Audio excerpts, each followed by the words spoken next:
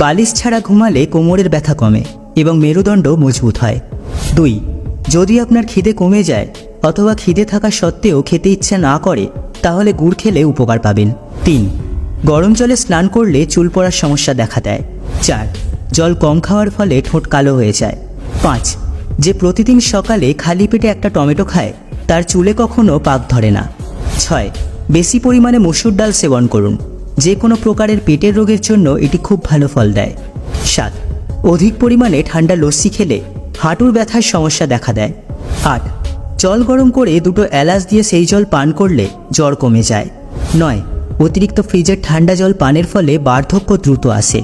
10. বদহজমের সমস্যা থাকলে সপ্তাহে 3 থেকে 4 দিন আখের রস পান করুন, ধীরে ধীরে মুক্তি পাবেন।